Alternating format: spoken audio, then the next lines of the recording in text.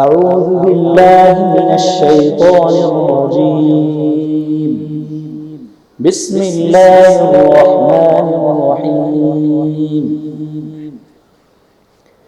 إذ تستغيثون ربكم فاستجاب لكم أني ممدكم بألف من الملائكة مردفين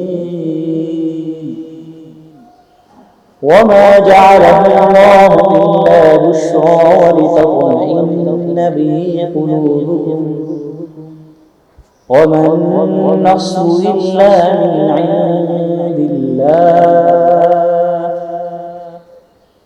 إن الله عزيز حكيم. إذ يغشيكم النعاس أمنة منه وينزل عليكم من السماء ماء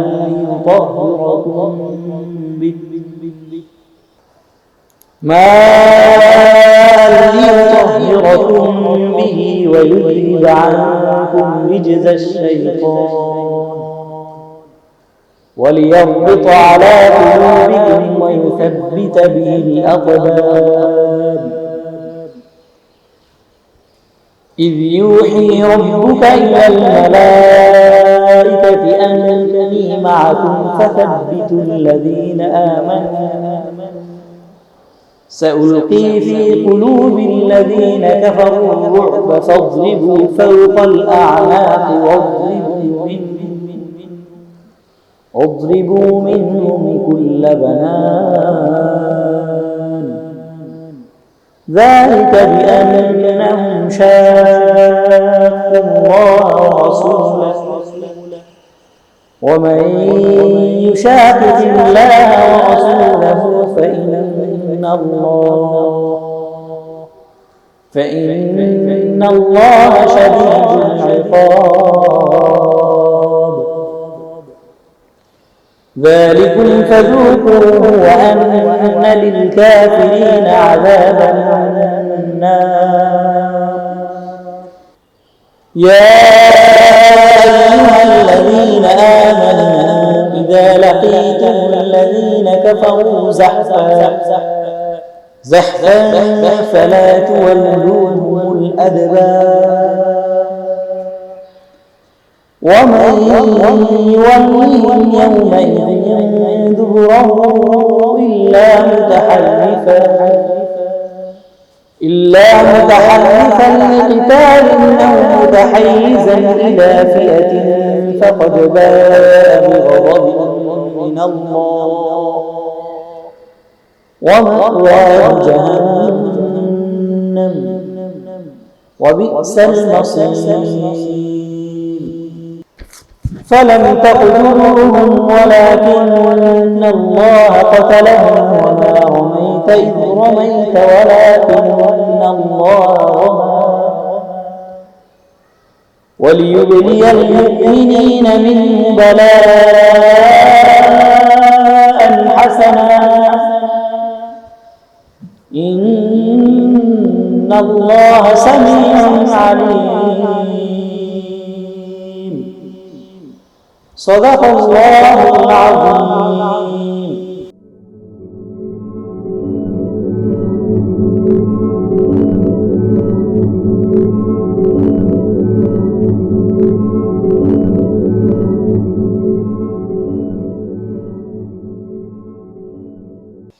السلام عليكم ورحمة الله وبركاته. الحمد لله وكفى والسلام على عباده الذين اصطفى أما بعد. সুপ্রিয় দর্শক ভাই বোনেরা, মহান রব্বুল আলামিনের অশেষ কৃপায় মাহে রমজানের শেষ লগ্ন পর্যন্ত কাছাকাছি আমরা চলে আসতে পেরেছি। মহান রব্বুল আলামিন অদ্যাবধি পর্যন্ত আমাদেরকে হায়াতে জিন্দেগিতে বাঁচিয়ে রেখেছেন। সেই মহানীবের দরবারে আমরা সবাই শুকরিয়া জ্ঞাপন করছি, আলহামদুলিল্লাহ। প্রিয় ভাই বোনেরা, আজকে আমরা আলোচনা করব সামাজিক দায়বদ্ধতায় ইসলাম অথবা ইসলামের সামাজিক দায়বদ্ধতা। প্রিয় ভাই বোনেরা, আল্লাহ সুবহানাহু ওয়া তাআলা ইরশাদ করেছেন, তাআওয়ানু আলাল বিররি ওয়াত তাকওয়া ওয়ালা তাআওয়ানু আলাল ইসমি ওয়াল উদওয়ান। আল্লাহ রাব্বুল আলামিন ঘোষণা করেছেন, তোমরা পরস্পরকে ভালো কাজে, কল্যাণকর কাজে সাহায্য সহযোগিতা করো, অকল্যাণকর কাজ, পাপ কাজে পরস্পরকে সাহায্য সহযোগিতা করো না। সমাজের যত রকমের কল্যাণকর কাজ রয়েছে, সকল কল্যাণকর কাজগুলো মহান সত্তা আল্লাহ সুবহানাহু ওয়া তাআলা পরস্পরের সাহায্য সহযোগিতার মাধ্যমে সম্পন্ন করার জন্য নির্দেশ দিয়েছেন। তাহলে এই আয়াত থেকে প্রমাণিত হয়, আমরা একে অপরকে সাহায্য করব, একে অপরকে ভালো কাজে, সৎ কাজে, কল্যাণকর কাজে হেল্প করব। এটা ফরজে আইন, বিকজ অফ আল্লাহ সুবহানাহু ওয়া তাআলা কোরআন কারীমের মাধ্যমে ঘোষণা করেছেন, তাআওয়ানু আলাল বিররি ওয়াত তাকওয়া ওয়ালা তাআওয়ানু আলাল ইসমি ওয়াল উদওয়ান। ভালো কাজে, কল্যাণকর কাজে পরস্পরকে সাহায্য সহযোগিতা করবে, আর অকল্যাণকর কাজে কোনো অবস্থাতেই কেউ কাউকে সাহায্য করবে না, হেল্প করবে না। আল্লাহ সুবহানাহু ওয়া তাআলা ইরশাদ করেছেন, কুনতুম খায়রা উম্মাহ উখরিজাত লিন-নাস তা'মুরুনা বিল মা'রুফ ওয়া তানহাউনা আনিল মুনকার। তোমরাই সর্বোত্তম জাতি, মানবতার কল্যাণে, মানব জাতির সেবার জন্যই তোমাদেরকে তৈরি করা হয়েছে, তোমাদেরকে বের করা হয়েছে। তোমরা সৎ কাজের আদেশ দেবে, অসৎ কাজ থেকে ফিরিয়ে রাখবে। এই আয়াতে কারিমায় আল্লাহ সুবহানাহু ওয়া তাআলা মুসলমানদেরকে সৃষ্টির উদ্দেশ্য সম্পর্কে তিনি বলেছেন, মুসলমানদেরকে সৃষ্টির উদ্দেশ্যই হচ্ছে মুসলমান সমগ্র মানবতার হেল্প করবে, সমগ্র মানবতাকে মুসলমানরা সাহায্য সহযোগিতা করবে, গোটা মানব সভ্যতাকে মুসলিম সভ্যতা নেতৃত্ব দেবে। এজন্যই তো আল্লাহ সুবহানাহু ওয়া তাআলা মুসলিম সম্প্রদায়কে সৃষ্টি করেছেন। তিনি বলেছেন, উখরিজাত লিন-নাস, মানুষের কল্যাণের জন্যই তোমাদেরকে সৃষ্টি করা হয়েছে। তাহলে আমার জন্য মানুষ নয়, বরং মানুষের জন্য হচ্ছি আমরা। মুসলমান মানুষের জন্য কাজ করবে, মুসলমান মানবতার জন্য কাজ করবে, মুসলমান গোটা বিশ্ব আল্লাহ রব্বুল আলামিনের রব্বুল আলামিন যতটুকু সাম্রাজ্যের অধিকারী, তার যতটুকু সম্ভব মুসলমান তাদেরকে হেল্প করবে, সাহায্য সহযোগিতা করবে। এটাই হচ্ছে রব্বুল আলামিনের দিক নির্দেশনা, তার বক্তব্য। প্রিয় ভাই বোনেরা, মুহাম্মদুর রাসূলুল্লাহ সাল্লাল্লাহু আলাইহি ওয়াসাল্লাম বলেছেন, ইযা মাতাল ইনসান ইনকাতা আমালুহু ইল্লা বিসালাসিন। রাসূলুল্লাহ সাল্লাল্লাহু আলাইহি ওয়াসাল্লাম ইরশাদ করেছেন, যখন কোনো বনি আদম মারা যান, যখন কোনো মানুষ মারা যান, ইনকাতা আমালুহু, তার সকল আমল বন্ধ হয়ে যায়। এভরিথিং শুড বি ক্লোজ, সব বন্ধ হয়ে যায়, কিছুই আর জারি থাকে না। রাসূলুল্লাহ সাল্লাল্লাহু আলাইহি ওয়াসাল্লাম এরপরে এক্সেপশন করেছেন, ইল্লা বিসালাসিন, তবে তিনটি আমল তখনও জারি থাকে। এর মধ্যে প্রথম হচ্ছে ওয়ালাদুন সালিহুন ইয়াদউ লাহু, সেই নেক সন্তান, যেই নেক সন্তান তার জন্য দোয়া করে, রব্বিরহামহুমা কামা রব্বায়ানি সগীরা।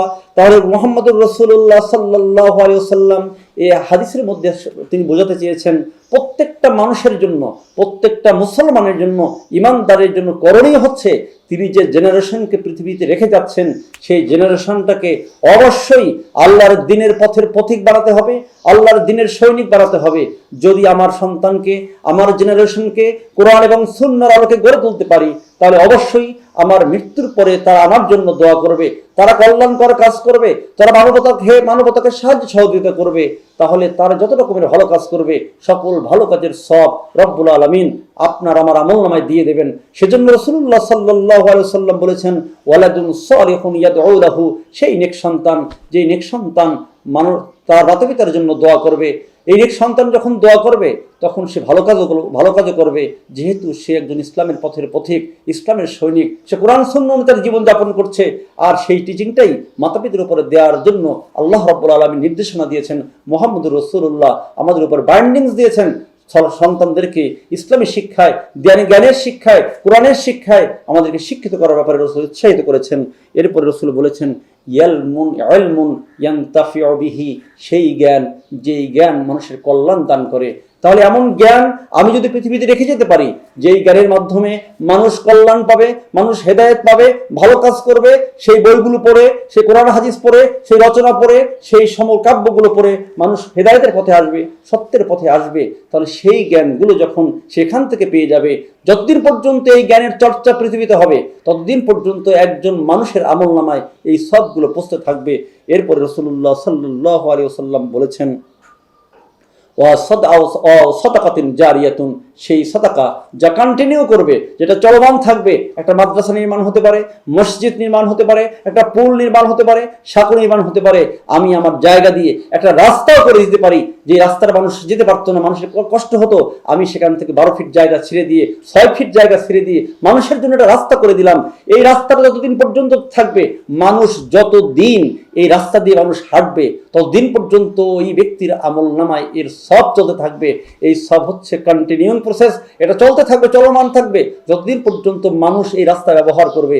আমরা মনে করে থাকি সাদাকাতুন জারিয়া হচ্ছে মাদ্রাসা, সাদাকাতুন জারিয়া হচ্ছে মসজিদ, সাদাকাতুন জারিয়া হচ্ছে হেফজখানা। শুধু এগুলোই নয়, এগুলো অবশ্যই ভালো কাজ, সৎ কাজ, সাদাকাতুন জারিয়াতুনের কাজ, কিন্তু সমাজের যে সমস্ত কাজে মানুষের উপকার হয়, মানুষের কল্যাণ হয়, মানুষ এখান থেকে সার্ভিস পায়, মানুষ এখান থেকে কল্যাণ করার কোনো হেল্প পায়, সে সকল কাজগুলোই সাদাকাতুন জারিয়াতুনের অন্তর্ভুক্ত। সুতরাং আমাদেরকে সেই সাদাকাতুন জারিয়া, এই সাদাকাতুন জারিয়াতের জন্য আমাদেরকে খুব বেশি কাজ করতে হবে। একটা ঘটনা এরকম রয়েছে যে একজন মানুষ, সে ইমানদার হোক বা বেঈমান হোক, মৃত্যুর পর সে যখন তার আমলনামা হাতে পাবে, তখন সে আমলনামা দেখে সে অস্বীকার করবে, বলবে রব্বুল আলামিন এই আমলনামা আমার না, অন্য কোনো কারো আমলনামা হয়তো ভুলে আমাকে দেওয়া হয়েছে। একজন ভালো মানুষ সে যখন এই আমলনামাটা হাতে পাবে, তখন সে বলবে রব্বুল আলামিন এত ভালো কাজ তো পৃথিবীতে আমি করিনি, তাহলে অন্য কারো আমল বোধহয় আমাকে দিয়ে দেওয়া হয়েছে। আল্লাহ তখন বলবেন, তুমি করনি ঠিক, কিন্তু তুমি যে একটা রাস্তা বানিয়ে দিয়েছিলে, তুমি একটা মসজিদ নির্মাণ করে দিয়েছিলে, তুমি একটা সাঁকো বানিয়ে দিয়েছিলে, তুমি একটা কালভার্ট বানিয়ে দিয়েছিলে, তোমার এই দ্বারের মাধ্যমে, তোমার এই কল্যাণকর কাজের মাধ্যমে যত মানুষ এখান থেকে বেনিফিটেড হয়েছে, যত মানুষ দোয়া করেছে, প্রত্যেকটা মানুষের সেই দোয়ার বরকতে, প্রত্যেকটা মানুষের সেই কল্যাণকর কাজের বরকতে আমি তোমার আমলনামায় এই সবগুলো দিয়ে দিয়েছি। পক্ষান্তরে যে ব্যক্তি অপরাধী, যে ব্যক্তি পাপী, সে যখন তার পাপের আমলনামাটা বাম হাতে পাবে, তখন সে বলবে রব্বুল আলামিন এত পাপ তো আমি হয়তো কখনো করিনি। রব্বুল আলামিন বলবেন, হ্যাঁ তুমি করোনি, দ্যাট ইজ রাইট, বাট তুমি যে সন্তান পৃথিবীতে রেখে আসছো, তাকে কোরআন সুন্নাহর জ্ঞানী করোনি, তাকে কোরআন এবং হাদিসের জ্ঞান তুমি দাওনি, তাকে কোরআন এবং সুন্নাহ অনুযায়ী তাদের জীবনটাকে গড়ে তোলাও নেই, তাদেরকে অন্য পথে ডাইভার্ট করে দিয়েছিলে। তারা যত রকমের পাপ করেছে, এই সকল পাপের পার্সেন্টেজ আমি আল্লাহ তোমার আমলনামায় ঢুকিয়ে দিয়েছি।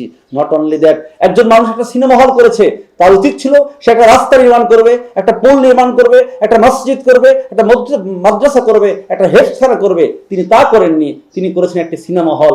মানুষ যতদিন পর্যন্ত সিনেমা হলে ওখানে গিয়েছে, সিনেমা হলে সেখানে থিওরি দেখেছে, আর ওখান থেকে বাইরে এসে তখন সে প্র্যাকটিস করেছে, প্র্যাকটিক্যাল লাইফ এনজয় করেছে, ওই যত আকাম তিনি করেছেন, যত অপরাধ সে করেছে, এই সকল অপরাধের সপাপগুলোকে পার্সেন্টেজ আকারে রব্বুল আলামিন তার আমলনামায় ঢুকিয়ে দিয়েছেন। তখন বলবেন তুই করনি, বাট তুই যে সিনেমা হল বানিয়েছিলি, সেই সিনেমা হলের মধ্যে যত রকমের পাপের প্র্যাকটিস হয়েছে, সকল পাপ তোমার আমলনামায় ঢুকিয়ে দেওয়া হয়েছে।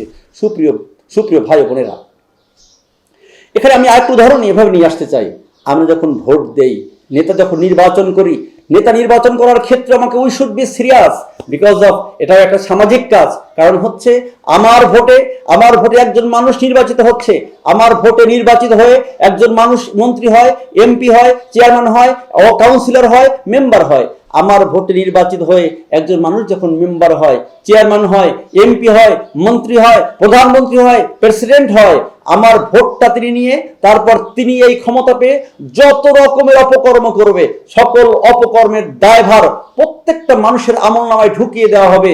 যারা এই লোকটাকে সাপোর্ট করে ভোট দিয়ে ক্ষমতা দিয়ে তার হাতে ক্ষমতা দিয়েছিল, পক্ষান্তরে আমি যদি এই ভোটটা দিয়ে যদি একজন ভালো মানুষকে সেই ক্ষমতায় বসাতে পারি, সেই ক্ষমতায় গিয়ে যত রকমের কল্যাণকর কাজ করবে, এই সকল কল্যাণকর কাজের পার্সেন্টেজ রব্বুল আলামিন আপনার এবং আমার আমল নামায় ঢুকিয়ে দেবেন। সুতরাং আমরা অনেক সময় গুরুত্ব দিয়ে থাকি না, আমরা বলি যে না এই লোকটা ভালো, এই লোকটা সৎ, এই লোকটা মানে যথেষ্ট অনেস্ট, সে সব ঠিক আছে ওকে, বাট সে রাজনীতি পারবে না, সে রাজনীতি করতে পারবে না। রাজনীতি কাদের জন্য? রাজনীতি মৌসালাদের জন্য। রাজনীতি কাদের জন্য? রাজনীতি তাদের জন্য যারা খুন খারাপি, হত্যা, ধর্ষণ, লুটপাট করতে পারে, তাদের জন্য।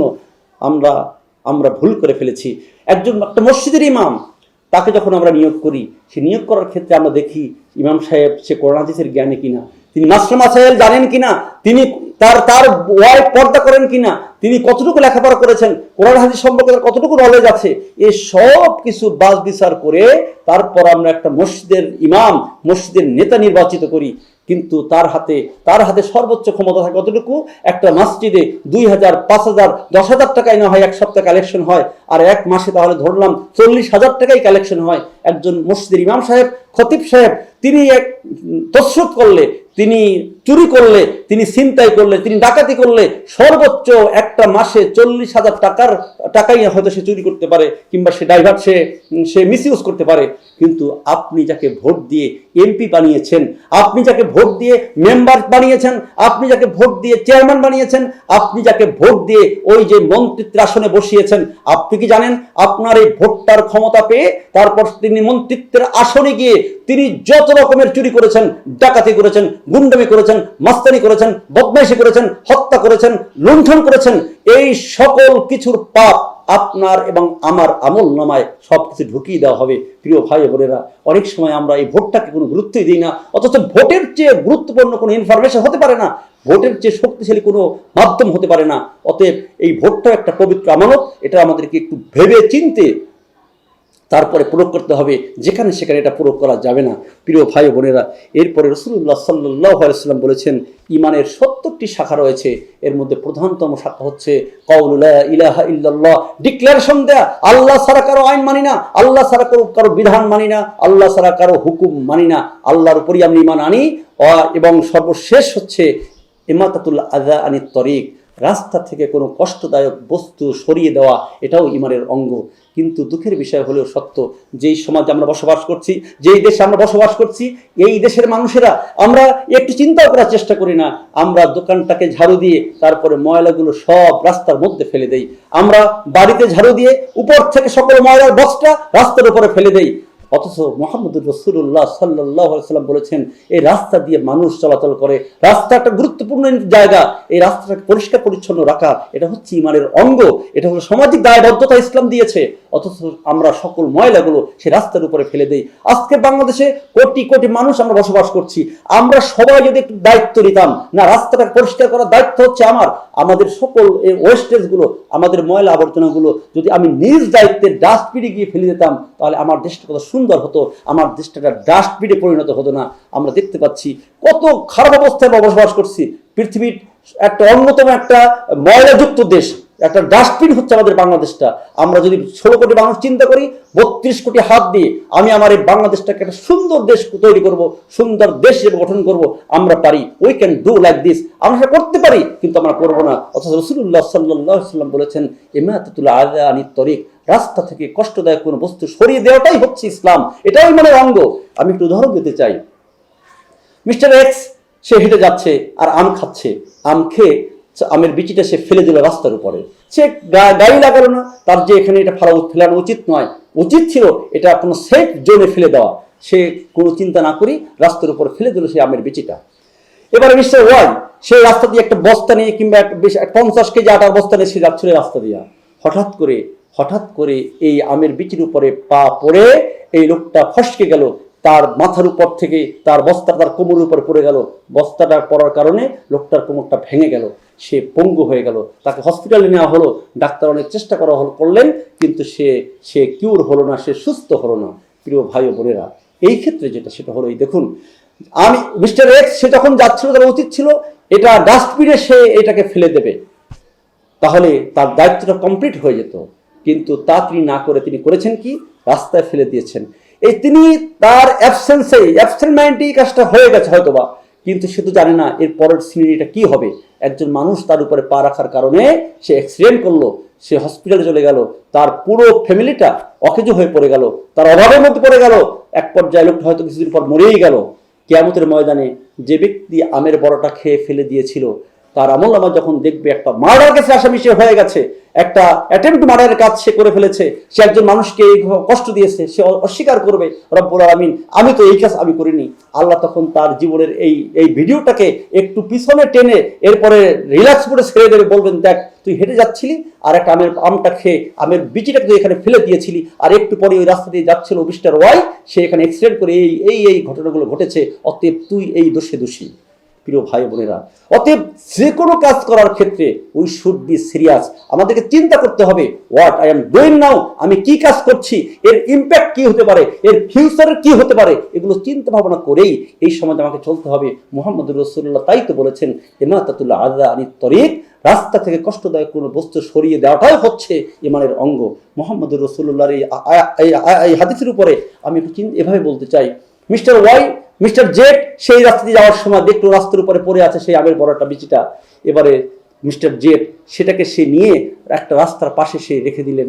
আস্তে আস্তে সেখান থেকে একটা গাছ হলো, সেই গাছটা বড় হলো, বড় হওয়ার পর কত সুন্দর গাছ হয়ে গেল, সেখানে ফল হলো, ফুল হলো, সেখানে সুন্দর ছায়াদার এলাকা হয়ে গেল।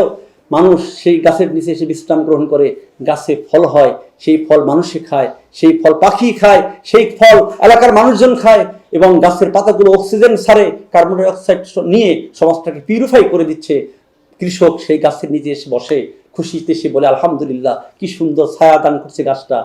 কিয়ামতের ময়দানে ওই মিস্টার জেডের আমলনামা যখন দেখা যাবে অনেক সব সেখানে দেওয়া হয়েছে, তিনি হয়তো বলবেন রব্বুল আলামিন এত সব তো আমি করিনি। তখন রব্বুল আলামিন বলবেন হ্যাঁ তুমি করো নাই, তো তুমি যে একদিন একটা রাস্তা থেকে আমের বিচি নিয়ে রাস্তার পাশে রেখে দিয়েছিলে, তোমার ইন্টেনশন ছিল, তোমার নিয়ত ছিল এখানে গাছ হবে, ফল হবে, ফ্রুট হবে, মানুষ খাবে, তাই হয়েছে।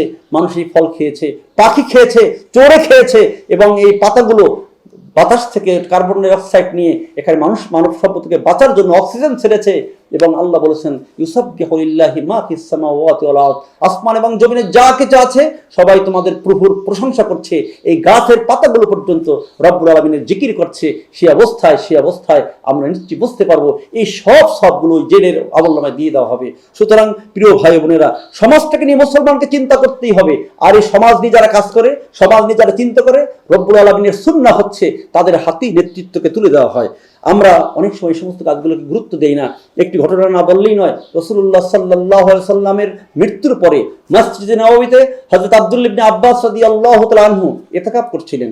উনি দেখলেন বিকাল বেলায় মসজিদের বারান্দায় একজন লোক উস্কো চুল হয়ে খুব টেনশন নিয়ে তিনি বসে আছেন। তার কাছে গিয়ে বললেন, আব্দুল্লাহ ইবনে আব্বাস আপনাকে খুব চিন্তিত মনে হচ্ছে, কারণটা কি, আপনার কি সমস্যা? তখন তিনি বললেন, আজকের আমার একটা ধারের টাকা পরিশোধ করার দিন, আমি অনেক চেষ্টা করেছি, কোথাও টাকা ম্যানেজ করতে পারিনি। আব্দুল্লাহ ইবনে আব্বাস তখন বললেন, তুমি একটু বসো, আমি আসছি। তিনি ওখান থেকে বেরিয়ে সরাসরি তার বাসায় চলে গেলেন। বাসা থেকে কিছু টাকা, কিছু দিনার দিরহাম এনে লোকটাকে গুঁজে দিয়ে বললেন, নাও, এটা নিয়ে তুমি তোমার প্রয়োজনকে মেটাও। লোকটা টাকাটা পেয়ে আকাশ থেকে পড়ে গেল। তিনি বললেন, আব্দুল্লাহ তুমি না ইতিকাফ করছো, আর ইতিকাফ করার অবস্থায় কোনো মানুষ তো এতে মসজিদ থেকে বের হতে পারে না, তোমার তো ইতিকাফটা নষ্ট হয়ে গেছে।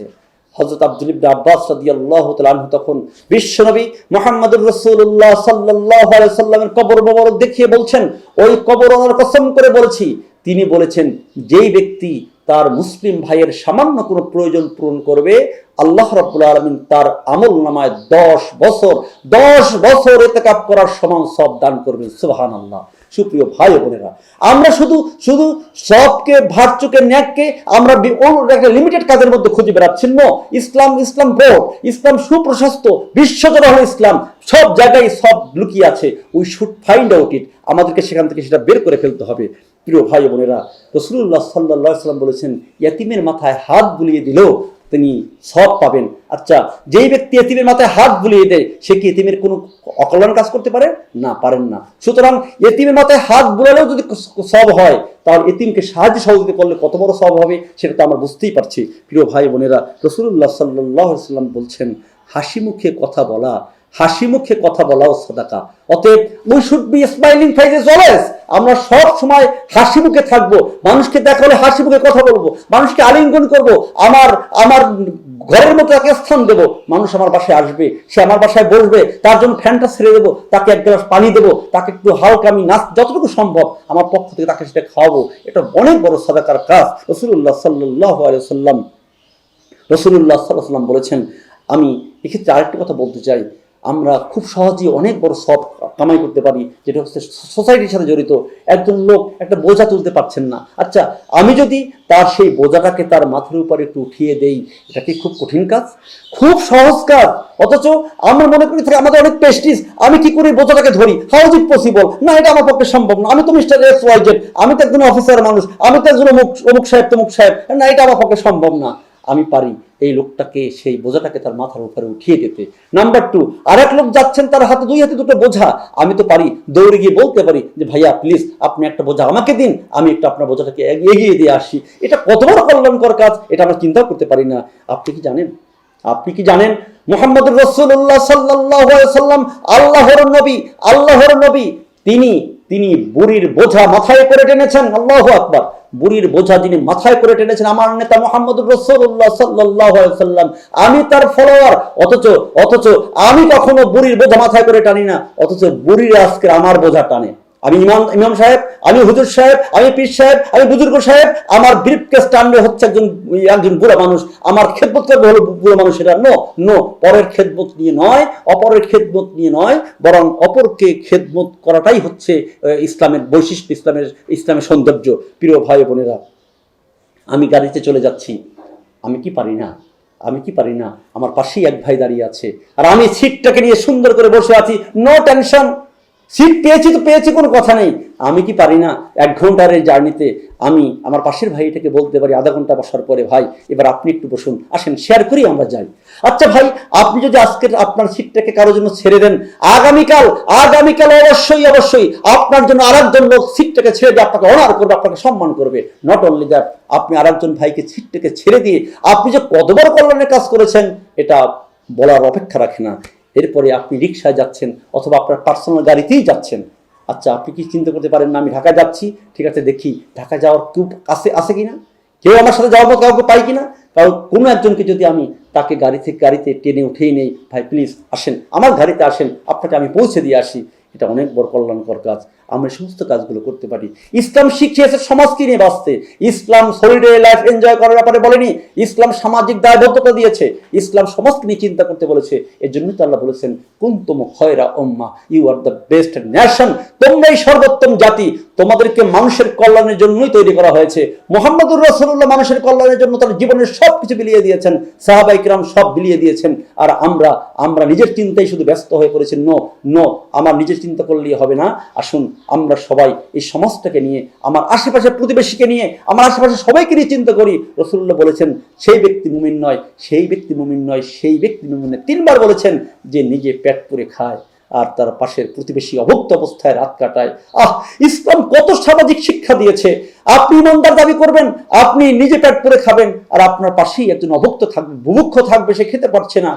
রাসূল বলেছেন সে নিজেকে ইমানদার দাবি করতে পারে, রাসূলুল্লাহ বলেছেন না সে ইমানদার নয়। তো আসুন আমরা সবাই মুহাম্মদ রাসূলুল্লাহ সাল্লাল্লাহু আলাইহি সাল্লামের জীবনী থেকে শিক্ষা নিয়ে কোরআন এবং সুন্নাহকে মিলিয়ে তারপরে আমরা এই সমাজে, এই সোসাইটিতে, এই সমাজে একটা সুন্দর সামাজিক লাইফ এনজয় করি। আল্লাহ আমাদেরকে এই সমাজের সকল কাজগুলো সুন্দর করে পরিচালনা করার তৌফিক দান করুক। মানুষের খেদমতে, মানুষের কল্যাণের জন্য আমাদেরকে আত্মনিয়োগ করার তৌফিক দান করুক। সুবহানাকাল্লাহুম্মা ওয়া বিহামদিকা আশহাদু আল্লা ইলাহা ইল্লা আনতা আস্তাগফিরুকা ওয়া আতুবু ইলাইক।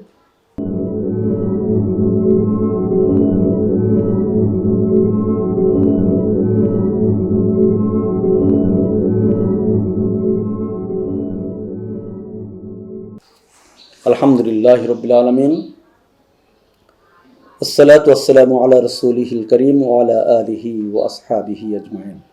রব্বানা তাকাব্বাল মিন্না ইন্নাকা আনতাস সামিউল আলিম ওয়া তুব আলাইনা ইয়া মাওলানা ইন্নাকা আনতাত তাওয়াবুর রহিম। পরবর্তীকার আল্লাহ, একটা করে আমাদের রমজানের প্রায় শেষ দিকে আমরা চলে এসেছি। জানি না তুমি আমাদের জীবনের গুনাহগুলো মাফ করেছো কিনা। আয় আল্লাহ তাআলা, আমরা যেন তোমার এই রমজানের ডিক্লারকৃত সেই মাগফিরাত, আমরা যেন ক্ষমা পেতে পারি সেই তৌফিক আমাদেরকে দিয়ে দাও। রব্বুল আলামিন, তুমি আমাদেরকে তোমার দ্বীনের জন্য কবুল করে নাও। আল্লাহ তাআলা, আজকে যে বিষয়ে আলোচনা করা হলো, আল্লাহ সমাজের মানুষের জন্য, সমাজের সকলের জন্য আমরা কাজ করতে পারি সেই তৌফিক আমাদেরকে দিয়ে দাও। তুমি আমাদেরকে দ্বীনের জন্য কবুল করে নাও। সুবহান রাব্বিকা রাব্বিল ইজ্জাতি আম্মা ইয়াসিফুন ওয়া সালামুন আলাল মুরসালিন আলহামদুলিল্লাহি রাব্বিল আলামিন।